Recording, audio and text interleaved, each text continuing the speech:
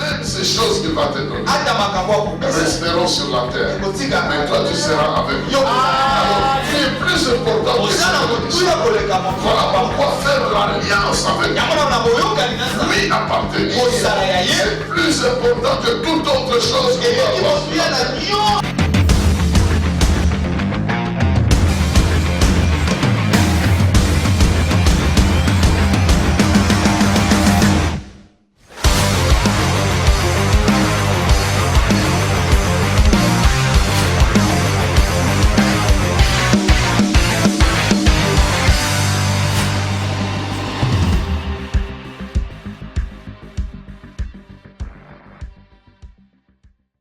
Sans plus tarder, j'aimerais juste vous passer une exhortation.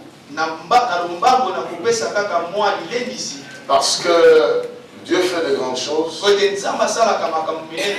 nous voulons participer à la bénédiction que Dieu apporte dans notre génération. Nous parlons des affaires. Et ce soir, ma petite exhortation partira du livre de Proverbes, chapitre 10, verset 22, qui dit ceci. C'est un texte que beaucoup de gens connaissent même par cœur. Il dit, c'est la bénédiction de l'Éternel qui enrichit. Et il ne la fait suivre d'aucun chagrin. C'est la bénédiction de l'Éternel qui enrichit. Mais il n'en fait suivre d'aucun chagrin. Dieu est un Dieu qui peut bénir.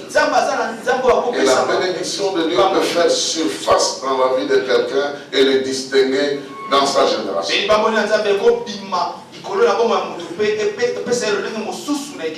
Juste pour compléter la liste de ceux qui ont parlé de Jésus ici. Moi, j'ai connu ce Seigneur-là et j'ai pris un engagement comme celui dont ils ont parlé ici, le 30 novembre 79. Et depuis ce temps-là, il ne m'a jamais déçu. Je suis né d'un couple, ma mère avait 12 ans et mon père avait le double de son âge. Et comme il était enfant, elle ne savait pas prendre soin de moi. J'ai été récupéré par des missionnaires qui venaient du Canada.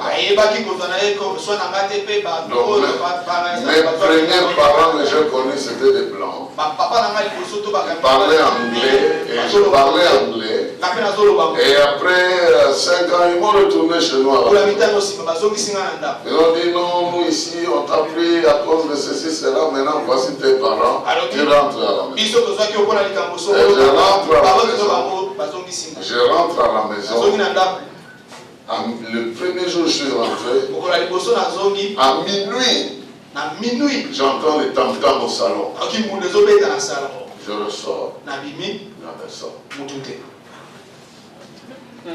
Je retourne, je demande au papa, qu'est-ce qui se passe? Il dit, nous aussi, on ne sait pas. On est seulement envoûtés.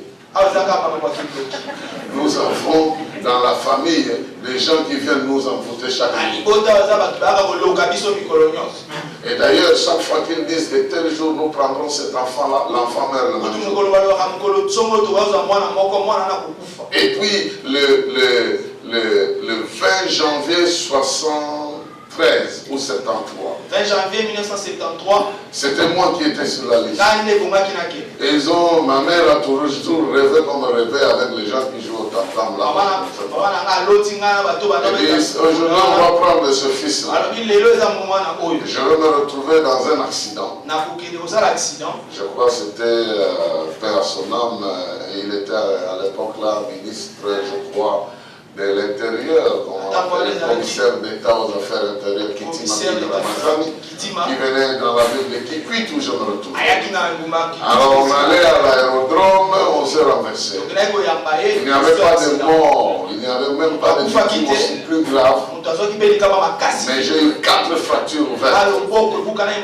Alors on m'a amené à l'hôpital, puis j'étais déclaré mort.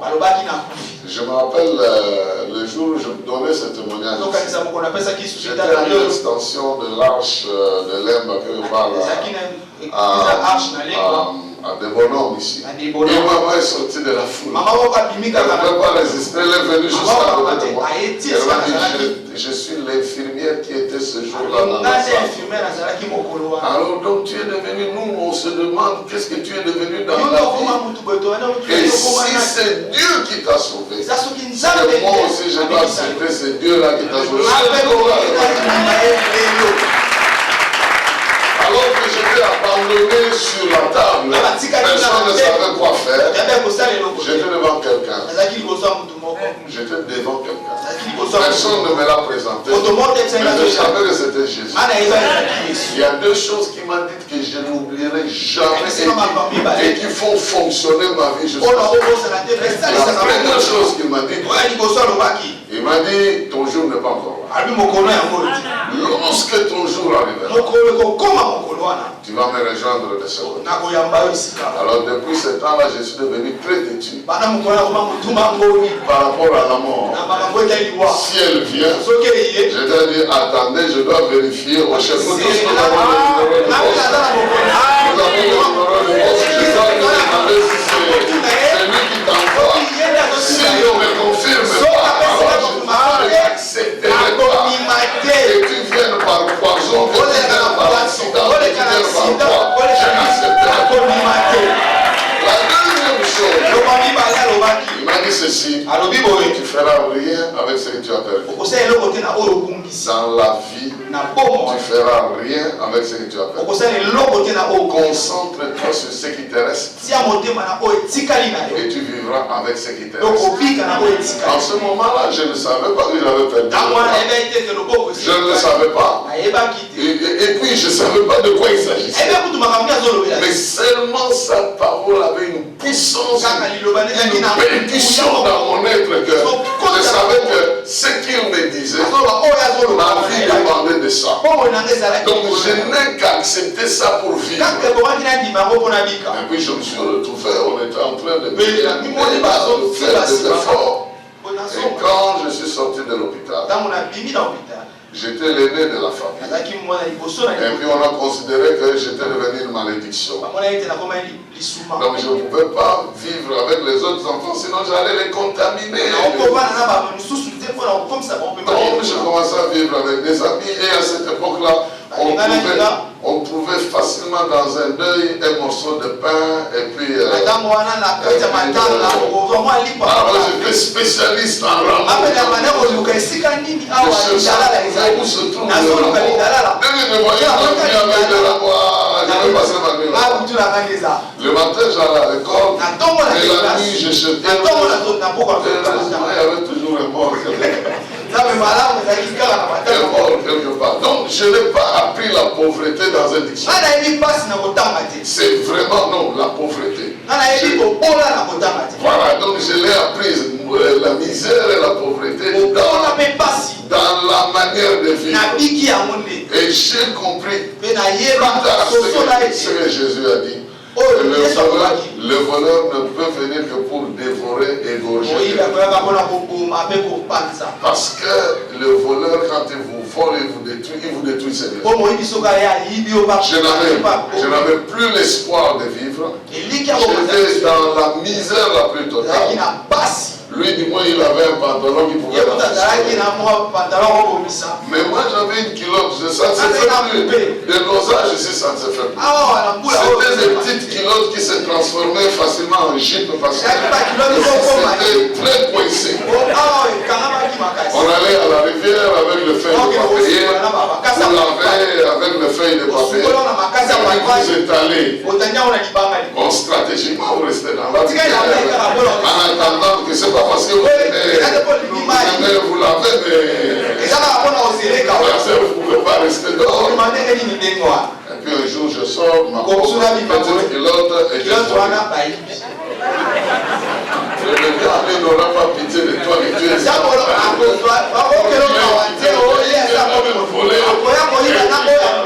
je vois ma culotte. Et puis moi aussi, je vois une autre qui par là.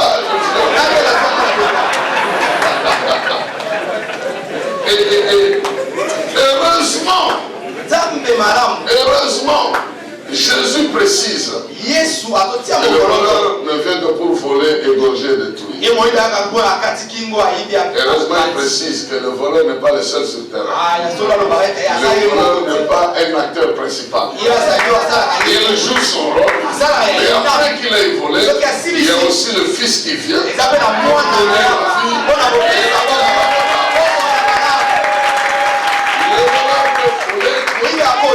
Mais il n'est pas le seul acteur sur terre. Il y a aussi Dieu qui peut être afin de transformer le désastre que le voleur a laissé en une bénédiction. Moi je suis venu dire à quelqu'un, c'est la bénédiction de Dieu qui nous fait suivre. Donc, c'est comme ça que j'ai évolué, je ne veux pas dans cela. Et plus tard, je crois 6 ans après avoir vécu cette vie, on va m'inviter dans une réunion, mais c'était pas le full gospel, c'était la lecture de la Bible. J'ai connu mon accident en 73. Et pendant ce temps-là, je ne vivais pas avec mes parents, on m'a chassé. Et en 79, donc 6 ans après, on m'a invité dans une église. Quelqu'un a prêché. J'ai senti le même Jésus que j'avais vu là. Qui m'avait dit que tu ne feras rien avec ce que tu as. Parce qu'en réalité, je m'étais rébellé. Je me suis dit, ma famille me rejette. Mais c'est Jésus là, s'il savait que j'allais vivre, pourquoi il ne m'avait pas gardé là-bas? Il m'a retourné pour que je vive ses affres ici. Alors j'étais révolté contre lui, et révolté contre tout, contre la société. C'était ce qui m'était arrivé. Malheureusement, cette manière de se comporter, ça ne change rien de tout ça. Vous rend de plus en plus malheureux. Alors, quand on m'a invité ce jour-là, le message qui a été donné, et l'amour de Dieu qui a été prêché ce jour-là, la scène que j'avais vécue 6 ans en arrière, réapparaît encore. C'est comme s'il me disait, je t'ai dit, tu ne feras rien avec ce que tu fais. Concentre-toi sur ce qui te reste.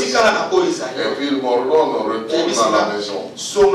Demande pardon à tes parents. J'ai dit non, mais comment ils m'ont chassé. Et il demande pardon à tes parents. Et pardonne-leur. J'ai ouvert les yeux, on priait pour les gens. Et moi, je ne savais pas ce qui m'arrivait. Et puis là, ce jour-là, je suis rentré, le 30 novembre 79. J'ai retrouvé mes parents, il y avait des autres enfants qui étaient bien que je ne connaissais pas. Parce qu'on se croisait dans la rue, on ne se saluait pas. Parce que j'étais une malédiction, on ne pouvait pas. Dans l'entretemps, on m'a abandonné en 6e primaire, je suis arrivé en 6e des humanités. Donc je vivais seulement comme ça, par la grâce de Dieu. Alors je retourne, je demande pardon à mes parents. C'est tout le monde qui commence à pleurer. On dirait la séparation, l'inimitié, voilà le mot que je cherchais. L'inimitié de 6 ans était détruite en une soirée. Il y avait un esprit de réconciliation. Parce que depuis ce jour-là qu'on m'a chassé, on avait mis une nécromancienne, une femme qui consulte les morts. C'est elle qui était à la maison pour essayer de protéger la femme. Mes parents élevaient des lapins, elle avait tout bouffé. Et c'est elle qui faisait ça. Et ce jour-là, pendant que j'ai demandé pardon, je suis allé simplement pour demander pardon et communiquer mon pardon tel que le Seigneur me l'a dit. Et mes parents ont repris le réflexe de demander pardon. La dame là va sortir pour le gronder, dit vous ne pouvez pas prier ici. Et mon père se lève et dit cet enfant nous l'avons perdu. C'est Dieu lui-même qui nous l'a retiré. Et si nous avons pensé se réconcilier, aujourd'hui ce sera la remise de prise. C'est ta chambre qu'on lui avait donnée. 6 ans après, il va retourner sa chambre. Tu nous as poussé tout ce qu'on avait. Donc le Seigneur m'a retourné en famille.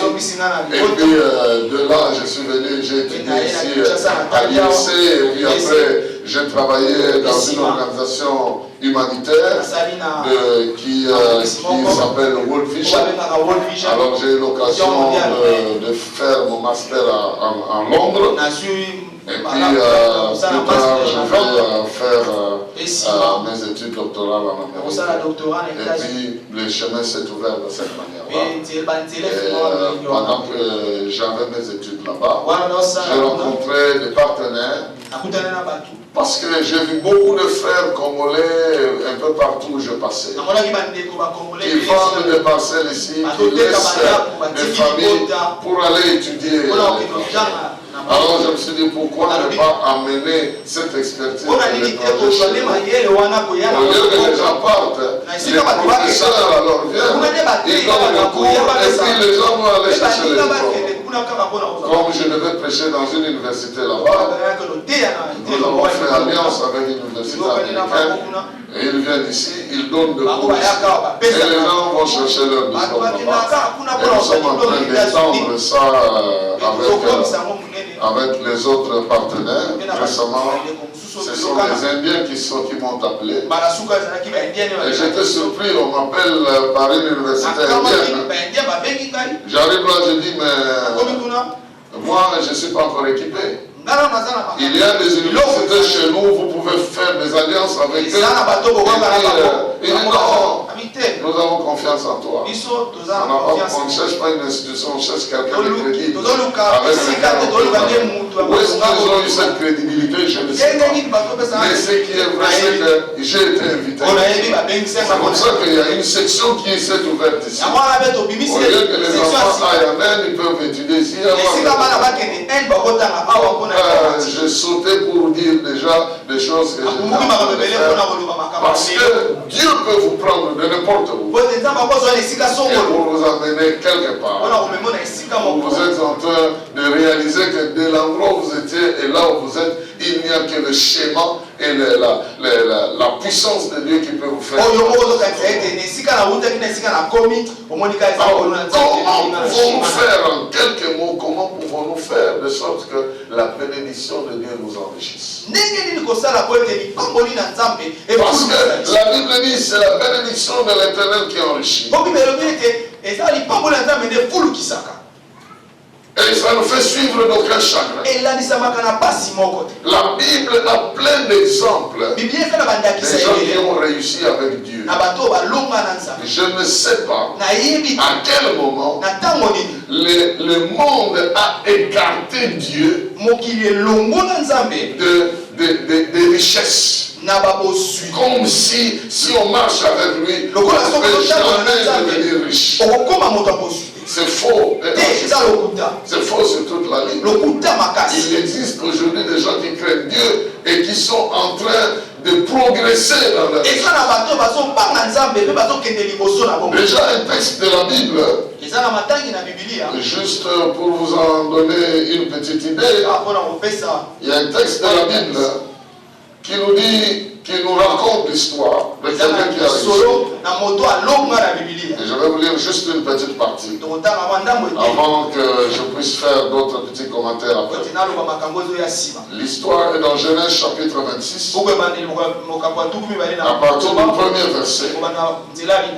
Il est écrit ceci: il y eut une famine dans le pays, en plus de la première famine de l'époque d'Abraham. Et Isaac s'est rendu vers Abimelech, le roi des Philistins, à Guérar. L'Éternel lui apparut et dit: ne descends pas en Égypte, réside dans le pays que je vais t'indiquer. Séjourne dans ce pays-ci. Je serai avec toi et je te bénirai, car je te donnerai toute cette terre à toi et à ta descendance. Je tiendrai serment, le serment que je fais à Abraham, ton père. Isaac fit des semailles dans le pays. J'ai sauté d'autres versets, je suis allé à 12. Isaac fit des semailles dans le pays et récolta le centuple cette année-là, car l'Éternel le bénit. Cet homme devint riche, il s'enrichit de plus en plus jusqu'à devenir très riche. Il avait des troupeaux et de petits et de gros bétails, ainsi qu'un grand nombre de serviteurs. Les Philistins furent jaloux de lui. tous les puits qu'avaient creusés les serviteurs d'Abraham, son père, à l'époque de son père Abraham, les Philistins le comblèrent et les remplissaient de terre. Et Abimelech dit à Isaac, va-t'en de chez nous. Car tu es beaucoup plus puissant que nous. Amen. Amen.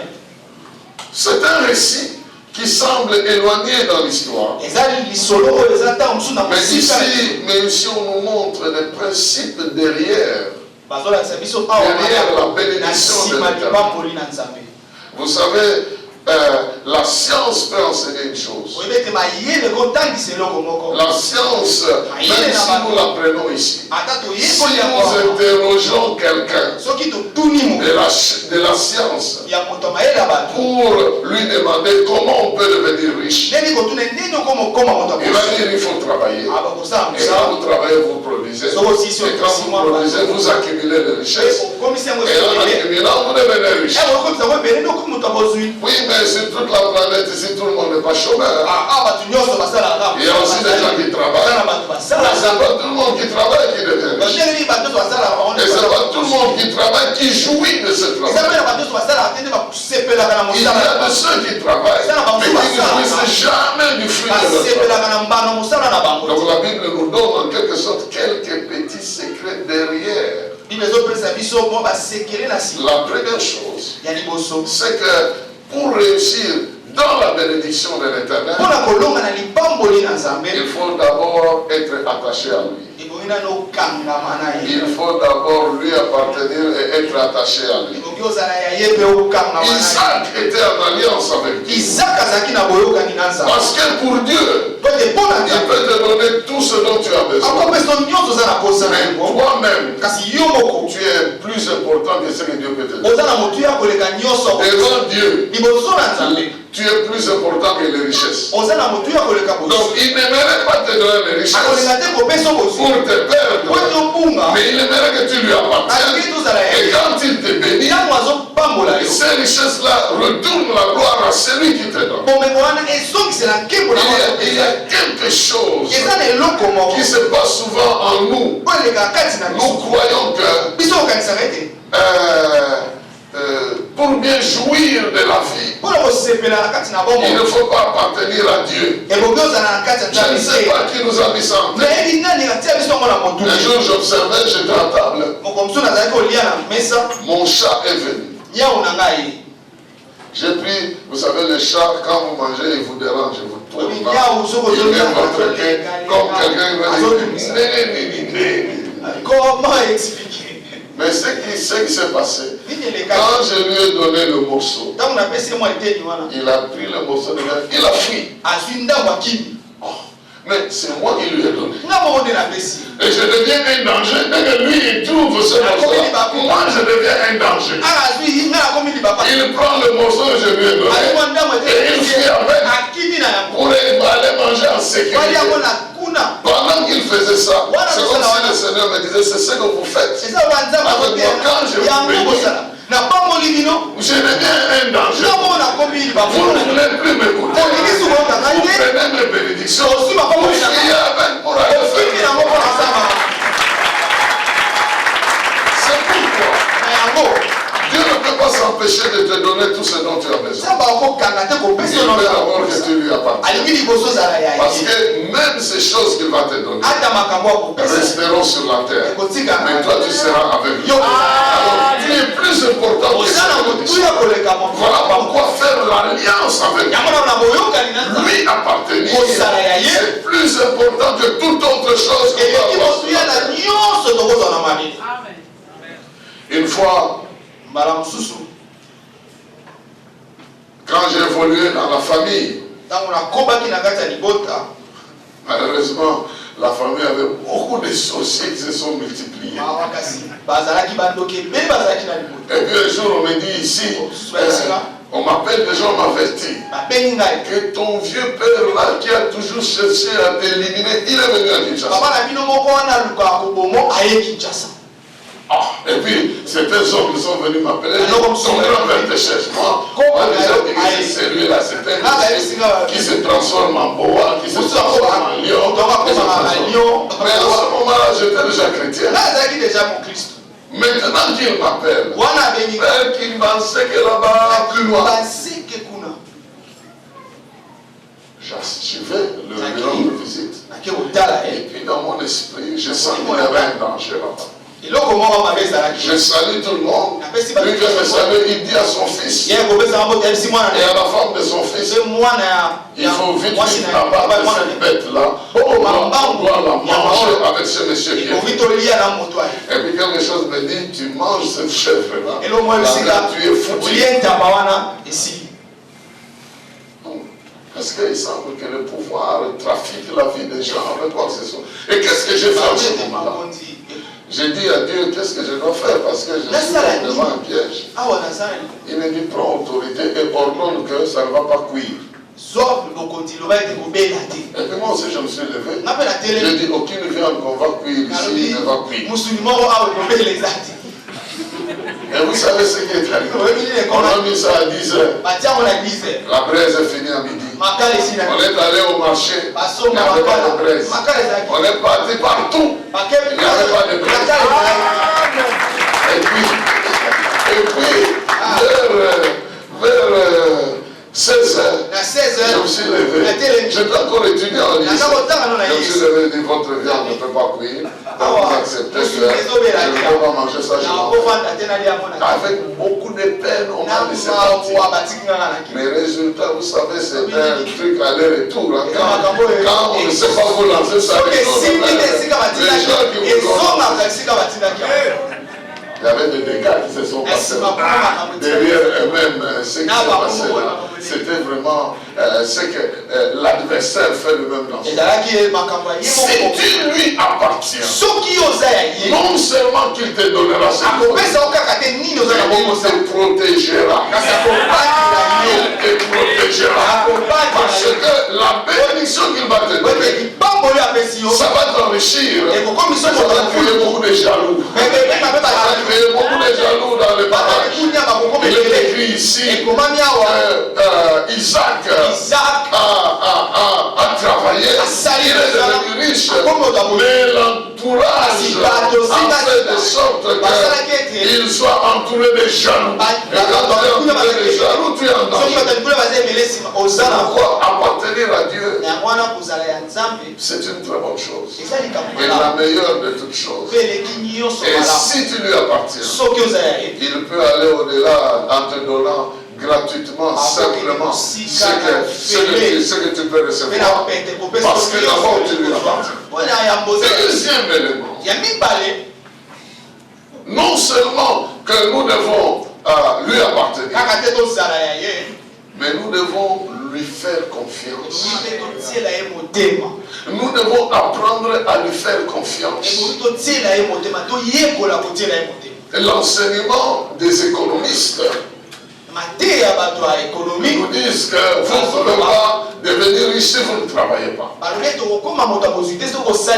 Donc il faut travailler. Donc le travail est très important. Ici la Bible en parle. Mais c'est ainsi. Dieu vient parler à Isaac et lui demander de travailler dans des conditions normalement qu'on n'accepterait pas. Parce que ce qui se passe à ce moment-là, il y avait une famine qui est arrivée dans cette contrée-là. La famine signifie sécheresse. Ceux qui ont semé, ils n'ont pas moissonné. Parce qu'il y avait une rupture de stock sur le marché. Donc il y avait une crise et la famine est entrée. Et lorsque la famine est entrée comme ça, tout le monde descendait en Égypte.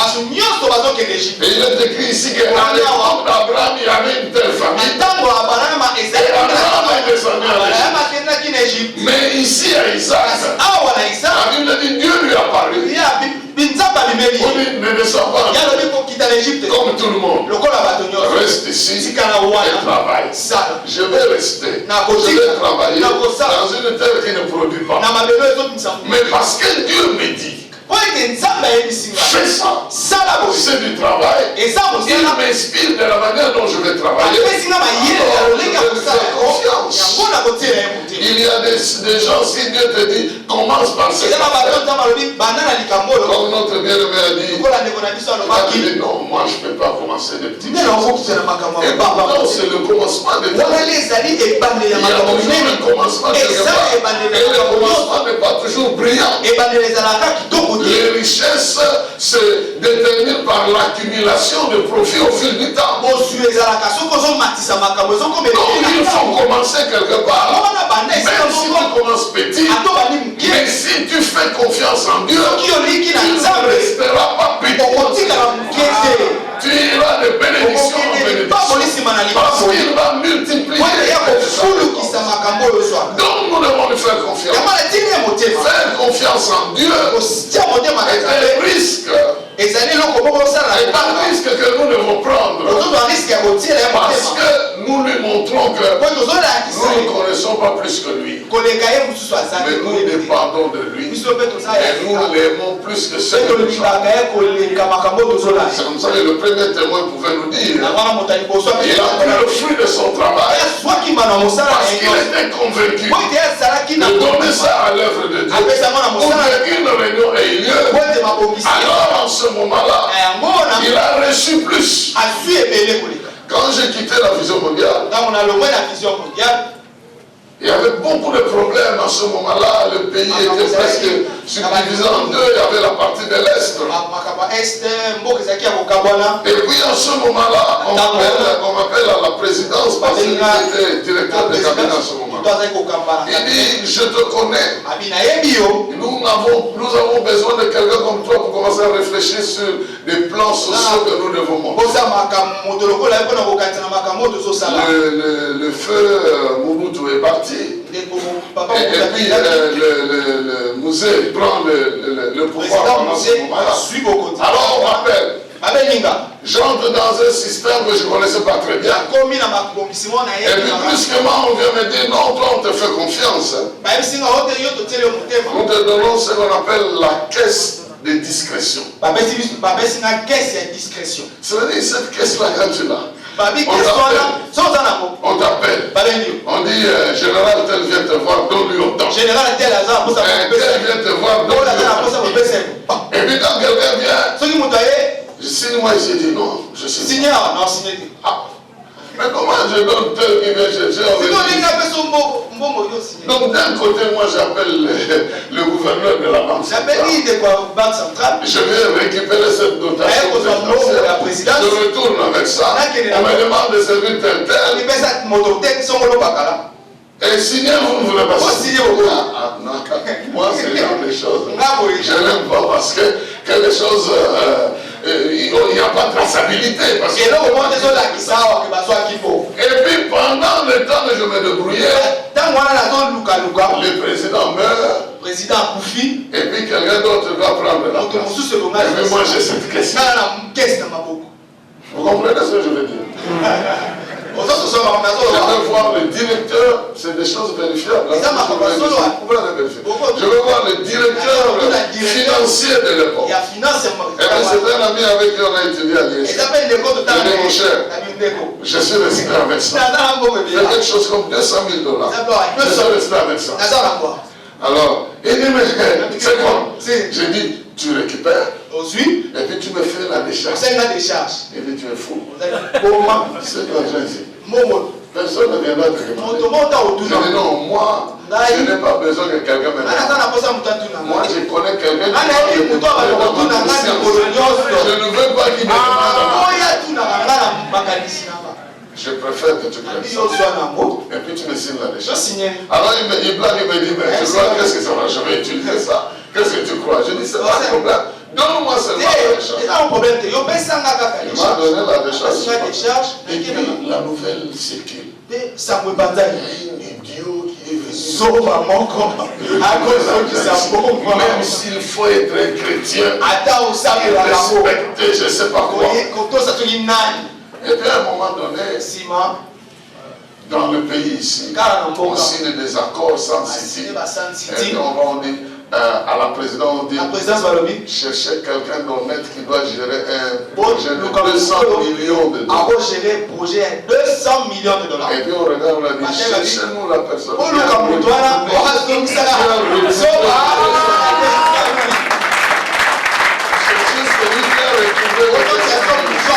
c'est la personne qui va gérer. Sans avoir demandé quoi que ce soit. Je me retrouve dans le principe biblique. Lorsque tu crains le Seigneur, tu lui appartiens. Tu lui fais confiance. En ce moment-là, il dirige tes pas. C'est un risque que nous prenons en lui obéissant. Des fois, il va te demander de ne pas toucher à quelque chose que tu pouvais toucher. Pour que ta conscience ne soit pas touchée. Mais c'est la voie de la bénédiction. La bénédiction de Dieu qui enrichit. Veut que tu lui appartiennes. Et veut que tu lui fasses confiance. Parce que c'est lui qui te bénit. Il faut lui faire confiance. La troisième et l'avant-dernière chose avant que je clôture. La troisième chose pour recevoir cette bénédiction-là, c'est nous exercer à attribuer la gloire des résultats à celui qui nous a bénis. En d'autres termes, même si nous n'avons pas encore produit, mais nous devons vivre avec une promesse que lorsque je produirai, je ferai ceci. Nous devons déjà anticiper, l'honorer avec ce que nous aurons produit. Même s'il s'agit de 10%, même s'il s'agit de 15%. Mais nous devons nous engager à l'honorer avec ce que nous aurons reçu. Et le Seigneur dit, j'honorerai celui qui m'honore. Si nous savons l'honorer avec nos biens. Vous savez que lorsque vous êtes en train d'évoluer avec Dieu, il y a des moments donnés où il va vous demander beaucoup de sacrifices. Mais ces sacrifices-là précèdent des grandes bénédictions. Mais si tu ne décides pas de l'honorer à l'avance, il est probable que tu ne reçois pas les résultats que tu cherches. Quand j'ai quitté la vision mondiale, je n'avais pas encore le travail en ce moment. Et plusieurs personnes sont venues me dire, non, c'est le temps pour toi de commencer une église. Mais je leur ai dit, moi, Dieu ne m'a pas demandé de commencer une église. S'il me l'avait demandé, mais il ne demande pas. À la place, il me dit, va à la télé. Prends l'argent qui te reste là. Signe un abonnement avec le Sangomara. Qu'on te donne pendant une année une tranche où tu dois commencer à prêcher. C'est tout. Je vais aller à Sangomara. Je signe un contrat avec elle. Et puis je paye. Et puis c'est tout ce que j'ai fait. Donc j'ai passé là, j'ai prêché. Au bout d'une année, je ne savais plus payer. En ce moment-là, Osborne est arrivé ici. Et j'étais la personne qu'on avait, à qui on a confié la charge de rester avec lui. Dans l'équipe d'organisation. Alors pendant que je parlais avec lui, il me dit, je sens que tu es serviteur de Dieu. Je vais te demander, je vais te recommander de prendre une inscription dans une université américaine pour que tu étudies, tu fasses ton doctorat là. Mais je vois que tu as fait les business administration. Tu ne vas pas faire ça. Va d'abord commencer avec la théologie. Alors, il m'a recommandé. Il est parti. Je devais aller au Canada. Je n'ai pas eu de visa à Washington. Et puis la soeur qui me recevait chez elle, elle me dit, bon, maintenant tu dois préparer pour retourner. Je dis, oui, je vais retourner. Mais j'ai profité pour remplir le formulaire de l'université. Pendant que je remplissais le formulaire de l'université, une soeur vient. Il vient visiter celle qui m'a appelé. Elle dit, ah, mais Tu sais que je suis en Amérique ici à cause de prédication de ce monsieur ici. Angleterre s'intéresse à ces choses. Qu'est-ce que tu veux dire? Un formulaire, ça coûte combien? 9 000 c'est ça. Mais il faut que je mette ça dans ton compte. Mais que bon a-t-il la monnaie à compte? Oui, moi, le compte. Maintenant, la sœur qui m'a reçu, elle a procédé, tu viens chez moi pour voler mes bénédictions. J'ai pris un serviteur de Dieu. Et tu viens récupérer les bénédictions. Est-ce qu'on peut sortir? On est sorti, on entre dans un magasin. Ça aussi, tu peux prendre ça. Moi, je suis en train de regarder. Elle était mentorée par sa propre mère. Donc, Dieu peut te rendre riche si tu privilégies ses intérêts dans ce que tu es en train de faire. Donc la quatrième et la dernière chose, j'ai dit la première chose, c'est que nous devons lui appartenir. La deuxième chose, c'est que nous devons lui faire confiance. La troisième chose, c'est que nous devons anticiper de l'honorer avec ce que nous avons. La quatrième et la dernière chose, c'est que nous devons être déterminés à entraîner d'autres personnes sur notre entraîner, que nous ne puissions pas réussir seuls. Que nous puissions entraîner d'autres à réussir avec nous. Que nous ne soyons pas égoïstes sur le plan de la réussite. Parce que les bénédictions de Dieu viennent par une personne, mais pour un groupe de personnes. Même il est écrit, toi, Seigneur Jésus, tu seras sauvé, toi et toute ta famille. Donc quand Dieu veut nous toucher avec les richesses, il veut toucher tes enfants, il veut toucher les enfants de tes enfants. N'est-ce pas qu'il est écrit, j'étais jeune et j'ai vieilli, je n'ai jamais vu un juste, quelqu'un qui est juste, abandonné, ni sa descendance mendier du pain. Cela veut dire que cette bénédiction qui commence avec toi doit affecter des choses. D'autres personnes. Notre souci doit être de ne pas nous en sortir tout seuls, mais d'entraîner un groupe de gens afin que la gloire de Dieu en nous puisse s'étendre sur beaucoup de gens. Bien-aimés dans le Seigneur, si nous voulons faire des affaires, sachant que Dieu n'est pas contre ça. Dieu est un Dieu même d'abondance. Nous voyons des disciples de Jésus. Il jette les filets du côté droit comme Jésus. Et il sortent beaucoup de poissons. C'est pas que Dieu est contre ça. Dieu veut que vous puissiez aller de l'avant. Dans une ville, lorsque des gens qui évoluent, ce sont des justes, la ville sera dans la joie. Nous, en tant qu'Église, nous prions pour que la plupart qui sont dans l'Église émergent davantage. Qu'ils aillent davantage dans qu'ils s'élèvent davantage, afin qu'ils influencent avec leur bien d'autres personnes pour la gloire de Dieu. Mais seulement,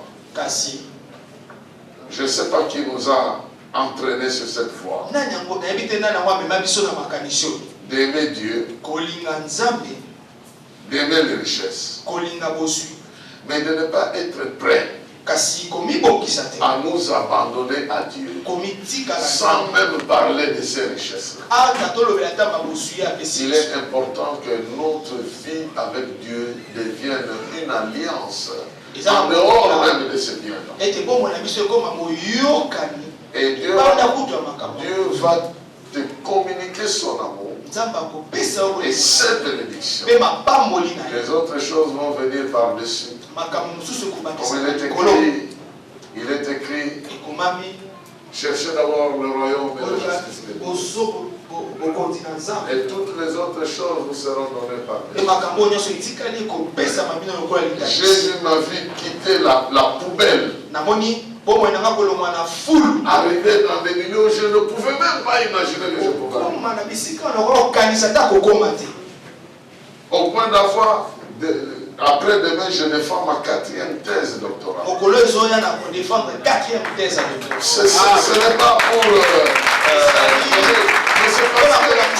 il y a ce Dieu-là qui te fait progresser.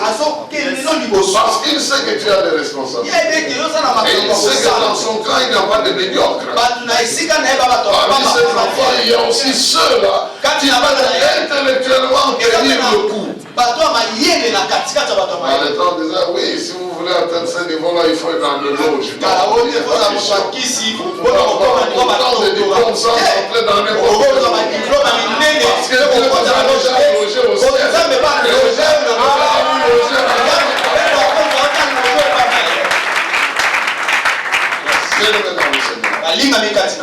Nous avons tout intérêt. Je vais chuter par là. En disant, Dieu veut vous bénir. Mais vous avez plus de valeur que ces choses-là.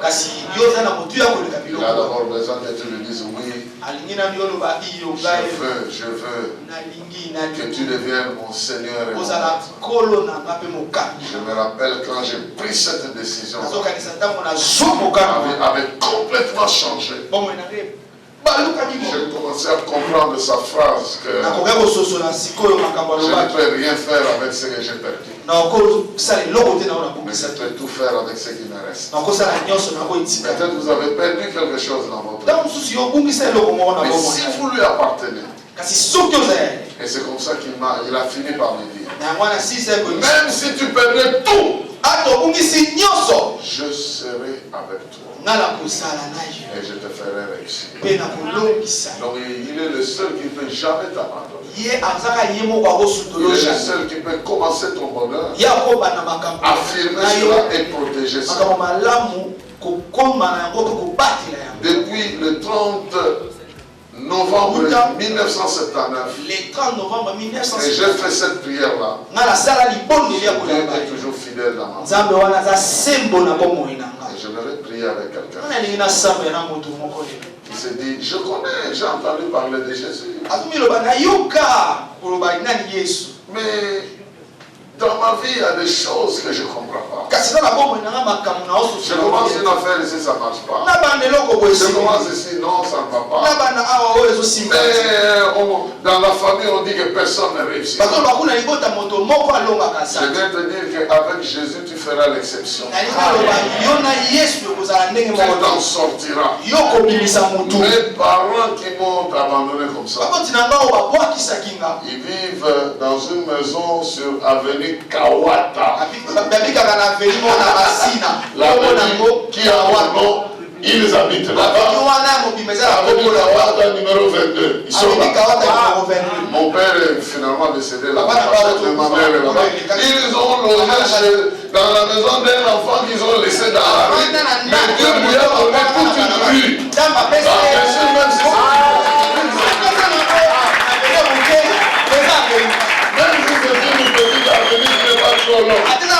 j'étais parmi les premiers à construire là. Ils sont dans la maison de quelqu'un qui vivait dans la maison. C'est la bénédiction de Dieu. Et ça ne peut suivre aucun chemin. Dieu ne veut pas qu'après t'avoir béni, tu entres dans ta chambre à coucher. Tu veux te mettre au lit. Le lit te dit, si tu n'avais pas détourné le salaire du personnel, tu entres dans ton salon. Tu regardes le salon, et tu n'avais pas détourné cette histoire. Mais quand Dieu te bénit, dès que tu tournes le regard, tu vois quelque chose, ça te rappelle comment c'est. Tu vois comment tu as eu ça. Tu vois qu'il y a des sujets de louange. Il s'assoit ici dans la maison.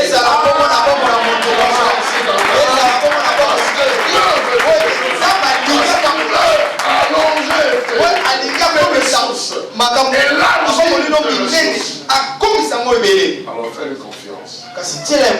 Laisse-moi simplement prier pour quelqu'un qui va dire oui, je vais donner ma vie à Dieu.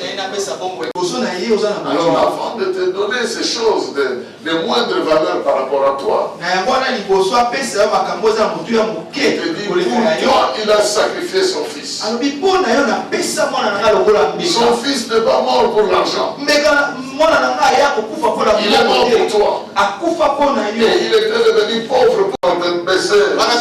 Chacun en train de prier pour le gars. Je vais simplement voir que vous avez levé votre main là-haut. Pour que je sache que vous êtes là. Vous levez simplement la main. Levez simplement la main là-haut.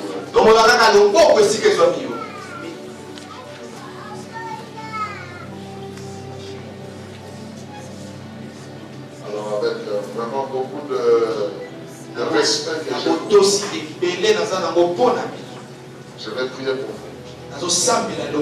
Et je vous demande simplement de vous tenir debout. Si ça ne vous gêne pas encore, vous pouvez reprendre ces paroles ici. Ce sont les paroles que j'utilise,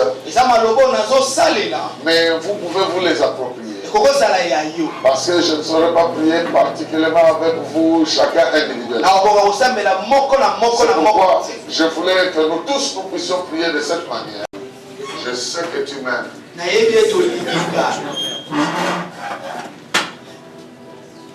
Je te remercie. Ton amour.